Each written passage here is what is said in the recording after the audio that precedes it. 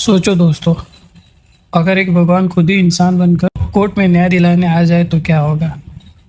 और अगर पूरा सिस्टम, पब्लिक, वकील और जज तक भ्रष्टाचार में डूबा हुआ हो तो क्या सच में न्याय मिल सकता है। आज की कहानी है करुप्पू की, एक ऐसी कहानी जहां अन्याय के खिलाफ खुद भगवान को मैदान में उतरना पड़ता है। दोस्तों, कहानी की शुरुआत एक घने जंगल से होती है जहां करुप्पू भगवान का एक प्राचीन मंदिर स्थित होता है। गांव वालों का मानना है कि अगर किसी के साथ अत्याचार होता है और वह करुप्पू भगवान को मिर्च चढ़ाकर न्याय की प्रार्थना करता है तो भगवान खुद उसकी मदद करते हैं।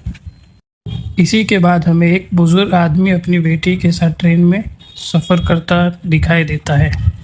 उन्हें उलममेडू नाम के गांव जाना होता है, लेकिन रास्ते में एक आदमी उन्हें सलाह देता है कि वह यहीं उतर जाएं क्योंकि आगे से उन्हें सीधा ऑटो मिल जाएगा। बेचारा बुजुर्ग आदमी उसकी बात मान लेता है, लेकिन उसे बिल्कुल अंदाज़ा नहीं होता कि उसकी ज़िंदगी अब बदलने वाली। जैसे ही वह अपनी बेटी के साथ ट्रेन से उतरता है, तभी दो चोर अचानक उसका बैग छीनकर भाग जाते हैं। बुजुर्ग उनके पीछे दौड़ता है, लेकिन चोर आंखों के सामने से ओझल हो जाता है। परेशान होकर वह पुलिस स्टेशन जाता है और पुलिस को बताता है कि उसका बैग चोरी हो गया है और उस बैग में 60 सोने की अशर्फियाँ थी। लेकिन मदद करने की बजाय पुलिस उसी पर शक करने लगती है। काफ़ी बहस के बाद रिपोर्ट तो लिख ली जाती है, लेकिन पुलिस के रवैये से साफ लगता है कि उन्हें इस केस से कोई दिलचस्पी नहीं है। रास्ते में हमें पता चलता है कि वह सोना किसी लालच के लिए नहीं था, बल्कि बुजुर्ग अपनी बेटी के इलाज के लिए लेकर आया था और अब उसकी बेटी की ज़िंदगी खतरे में पड़ चुकी है।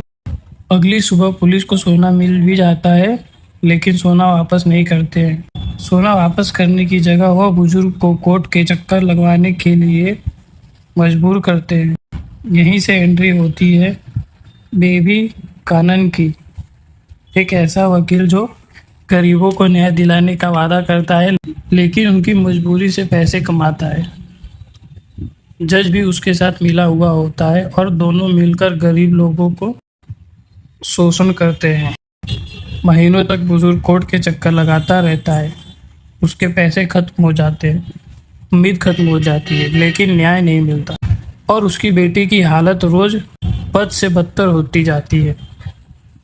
आखिरकार आखिरी उम्मीद के तौर पर वह करुप्पू भगवान के मंदिर पहुंचता है और मिर्च चढ़ाकर न्याय की प्रार्थना करता है। उसी रात बेबी कन्नन एक पार्टी कर रहा होता है, तभी उसके सामने अचानक खुद करुप्पू भगवान प्रकट हो जाते हैं। भगवान उसे उसके पापों का प्रायश्चित करने को कहते हैं, लेकिन बेबी कन्नन हंस पड़ता है और भगवान को चैलेंज देता है, यहाँ बिना रिश्वत के कुछ नहीं होता। अगर ताकत है तो खुद इंसान बनकर केस जीत कर दिखाओ। और करुप्पू उसका चैलेंज एक्सेप्ट कर लेते हैं।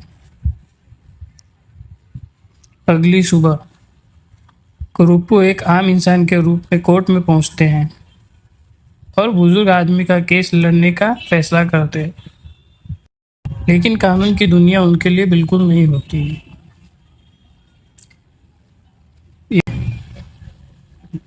यहीं उनकी मुलाकात होती है एडवोकेट प्रीति से, जो धीरे धीरे समझ जाती है कि यह आदमी कोई आम इंसान नहीं है, बल्कि खुद करुप्पू भगवान है। करुप्पू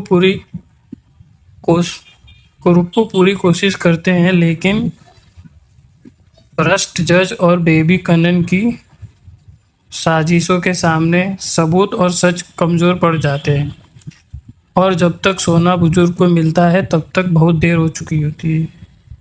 उसकी बेटी दुनिया छोड़ चुकी होती है। अपनी बेटी को खोने के बाद बुजुर्ग सारे गहने लोगों के ऊपर फेंक देता है और टूटकर वहां से चला जाता है। प्रीति भी निराश होकर करुप्पू से पूछती है, अब भगवान होकर हार गए या इंसान बनकर। लेकिन कहानी अभी खत्म नहीं हुई थी। कुरुप्पू को एक और लड़की मिलती है जो सालों से न्याय के लिए लड़ रही होती है। उसने एक सीएम के खिलाफ गंभीर आरोप लगाए थे, लेकिन ताकत और पैसों के दम पर उसकी आवाज़ दबा दी गई थी। इस बार उसका केस प्रीति लेती है और सामने फिर खड़ा होता है बेबी कनन।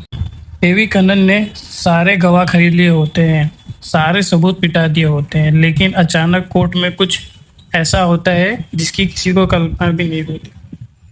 बेबी कनन खुद ही सच बोलने लगता है। इतना वह रुकने की कोशिश करता है, उतना ही सच उसके मुंह से बाहर आता जाता है और पूरे कोर्ट के सामने भ्रष्टाचार की पोल खोल देता है। अपनी हार देखकर बेबी कनन पागल हो जाता है। वह कोर्ट को कुरुप्पू के इलाके से बाहर शिफ्ट करवा देता है। नए कोर्ट में भी वह जज को खरीदने की कोशिश करता है, लेकिन इस बार सच बहुत मजबूत था और झूठ बहुत कमजोर। आखिरकार एक्स सीएम को उसके कर्मों की सजा सुना दी जाती है। अपनी हार से पागल बेबी कनन बंदूक लेकर कोर्ट में घुस जाता है और सबको मारने की कोशिश करता है, लेकिन तभी खुद कुरुप्पू भगवान अपने असली रूप में प्रकट हो जाते हैं और उसका अंत कर देते हैं। इसके बाद सालों से लटके हुए गरीब लोगों के केस का फैसला सुनाया जाता है। न्याय जीत जाता है, अन्याय हार जाता है। और इसी पावरफुल मैसेज के साथ कुरुप्पू मूवी यहीं खत्म हो जाती है। अगर आपको ये कहानी पसंद आई हो तो वीडियो को लाइक करें, चैनल को सब्सक्राइब करें और मिलते हैं अगली मूवी एक्सप्लेनेशन में।